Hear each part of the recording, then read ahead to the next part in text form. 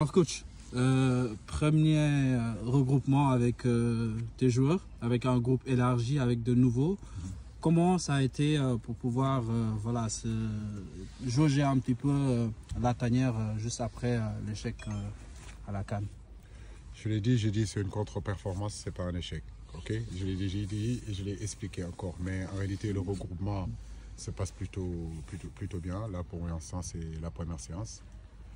Il nous reste des joueurs qui doivent encore arriver d'ici ce soir. Mais dans l'ensemble, comme vous le voyez, il y a vraiment beaucoup de motivation. Les garçons sont vraiment heureux de revenir ensemble et de travailler en direction justement de ces éliminatoires qui seront très importants au mois de juin. Donc effectivement, ce mois de mars-là, parce qu'on n'aura pas d'autres dates FIFA, c'est l'occasion justement de pouvoir ouvrir la tanière, d'avoir de nouveaux joueurs, de pouvoir aussi leur donner la possibilité de pouvoir jouer, parce que c'est ça, les amener c'est une chose, mais aussi leur donner du temps de jeu, ça c'est important. Donc c'est un match amical, ce sont des matchs amicaux aujourd'hui qui doivent nous permettre non seulement d'ouvrir la tanière, mais aussi de donner du temps de jeu aux garçons qu'on n'a pas l'habitude de voir débuter. Donc l'objectif c'est de faire jouer tout le monde. On va se débrouiller avec en réalité l'arbitre pour qu'on puisse avoir un maximum de changements, ce qui nous permettra de faire participer tout le monde.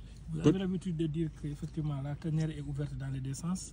Aujourd'hui, avec l'arrivée de certains jeunes qui ont toujours tapé à la porte de la tanière, est-ce à vous dire que ces deux matchs-là constitueront un baromètre pour vous, pour avoir une idée de ce que vous ferez dans quelques mois? Oui, c'est important. C'est vrai que depuis un bon bout de temps, on n'a pas ouvert la tanière de cette façon, de cette manière, du fait qu'il y avait beaucoup de matchs officiels, des matchs des éliminatoires de la Coupe du Monde et les éliminatoires de la Coupe d'Afrique et la préparation de la Coupe d'Afrique en réalité en Côte d'Ivoire. Cette préparation a commencé depuis le mois de janvier 2024.